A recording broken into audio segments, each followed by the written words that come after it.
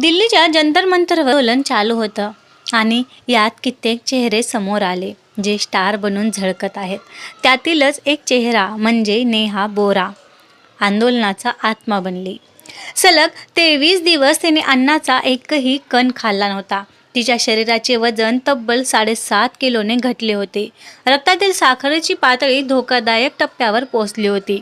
Doctor सतत इशारा देत होते की तिच्या शरीरातील महत्त्वाच्या अवयवावर गंभीर परिणाम होऊ शकतो. तरीही नेहा बोरा जेव्हा जंतर मंतरच्या मंचावर उभी राहिली तेव्हा तिच्या आवाजात अशक्तपणा नव्हता.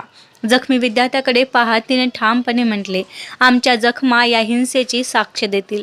सुमारे 29 वर्षाची नेहा मूळची उत्तराखंडची आहे. तिचे बालपण काही काळ पश्चिम बंगालमधील सिलिगुडी येथे गेले. तेथे तिने दिल्ली पब्लिक स्कूल सिलिगुडीमधील शालेय शिक्षण पूर्ण केले. त्यानंतर उच्च शिक्षणासाठी ती दिल्लीला आली. दिल्ली विद्यापीठातून तिने समाजशास्त्र विषयात पदवी मिळवली. समाजशास्त्राच्या अभ्यासामुळे जात, वर्ग, लिंगभेद, सामाजिक सत्ता आणि संस्थात्मक भेदभाव यांसारख्या प्रश्नाकडे तिची संवेदनशील दृष्टी विकसित झाली. यानंतर नेहाने डॉक्टर बाबासाहेब आंबेडकर विद्यापीठ दिल्ली येथून पदव्युत्तर शिक्षण पूर्ण केले.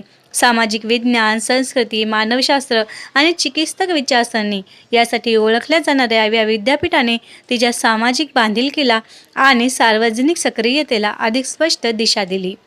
नेहा रंगभूमीशीही जोडलेली आहे.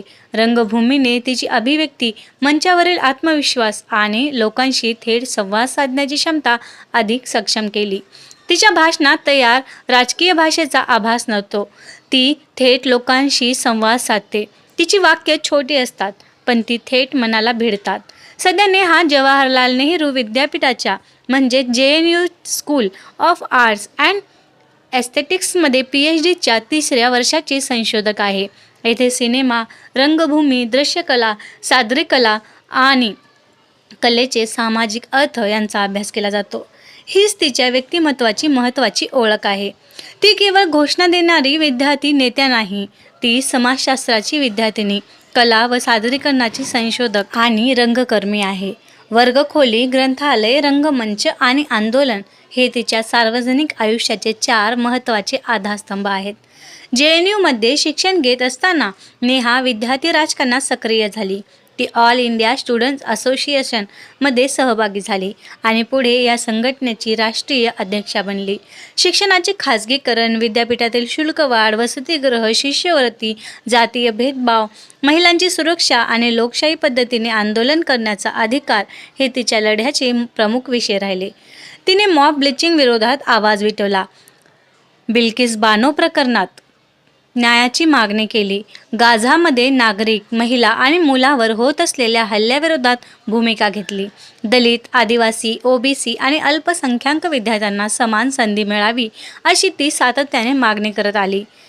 तिचे मत स्पष्ट आहे, शिक्षण हा केवळ श्रीमंताचा विशेषाधिकार असू शकत नाही. जंतर मंतरवरील आंदोलनाची सुरुवात प्रश्नपत्रिका फुटणे, परीक्षांतील गोंधळ, बेरोजगारी आणि विद्यार्थ्याच्या आत्महत्याच्या प्रश्नावर झाली. सोशल मीडियावर कॉक्रोच जनता पार्टी या व्यंगात्मक नावाने सुरू झालेली मोहीम लवकरच रस्त्यावर उतरली. देशभरातून विद्यार्थी दिल्लीत एकत्र आले. त्यांची प्रमुख मागणी होती केंद्रीय शिक्षण मंत्री धर्मेंद्र प्रधान यांनी राजीनामा द्यावा आणि परीक्षा व्यवस्थेतील अपयशाची जबाबदारी निश्चित करावी. नेहा बोरा, मनीष कुमार आणि आमीन अमितोज यांनी बेमुदत उपोषण सुरू केले. सोनम वांगचुकही त्यांच्या उपोषणात सहभागी झाले. दिवसामागून दिवस गेले. सरकारकडून कोणतीही ठोस चर्चा झाली नाही. नेहाचे शरीर दिवसेंदिवस अशक्त होत गेले, पण ती आपल्या भूमिकेवर ठाम राहिली. उपोषणाच्या 21व्या दिवशी पोलिसांनी सोमन वांगचुक यांना रुग्णालयात हलवले. त्यावेळी नेहाने म्हटले, एकीकडे 21 दिवस उपोषण करणाऱ्या विद्यार्थ्यांची आणि सोनम वांगचुक यांची सरकारने दखल घेतली नाही. दुसरीकडे आम्हाला जबरदस्तीने रुग्णालयात दाखल करण्याचा प्रयत्न केला जात आहे. तिने नागरिकांना जंतर मंतरवर येण्याचे आवाहन करत स्पष्ट सांगितले, हे आंदोलन संपलेले नाही आणि धर्मेंद्र प्रधान यांच्या राजीनाम्याशिवाय ते संपणारही नाही. संसद मोर्चा दरम्यान झालेल्या पोलीस कारवाईने नेहा हादरली. जंतर मंतरच्या मंचावर परतल्यानंतर तिने आरोप केला की शांततेने पुढे जाणाऱ्या विद्यार्थ्यावर लाठीमार करण्यात आला. अश्रुधुराचा वापर करण्यात आला आणि महिला आंदोलनकर्त्यांच्या खासगी अवयवावरही लाठ्यांनी प्रहार करण्यात आले. तिने संतप्त शब्दांत म्हटले, आम्ही संसदेत आमच्या मागण्या मांडण्यासाठी गेलो होतो, पण आमची डोकी फोडण्यात आली. हा दिवस इतिहास लक्षात ठेवेल. पुढे ती म्हणाली, या आंदोलनानंतर आमच्यात जितका जीव शिल्लक राहील तो या हिंसेची साक्ष देईल. आमच्या जखमा या हिंसेची साक्ष देतील.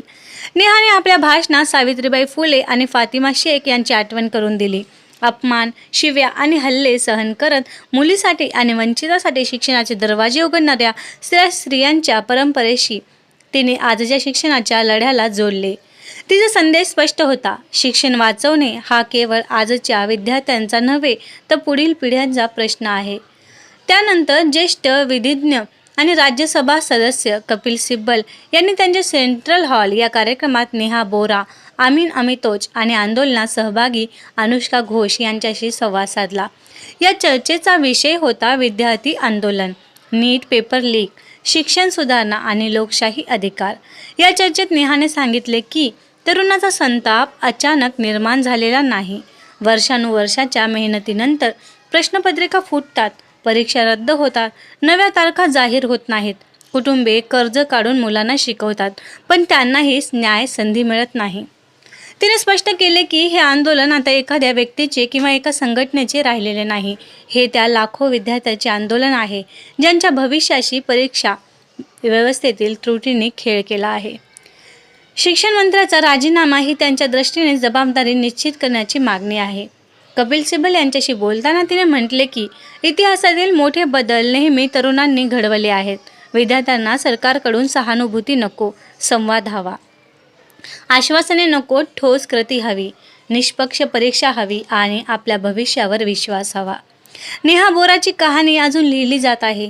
सिलिगुडीतील विद्यार्थिनीपासून दिल्ली विद्यापीठातील समाजशास्त्राची विद्यार्थिनी, आंबेडकर विद्यापीठातील पदव्युत्तर शिक्षण, रंगकर्मी, JNUची संशोधक आणि आयसाची राष्ट्रीय अध्यक्षा असा तिचा प्रवास प्रेरणादायी ठरला आहे.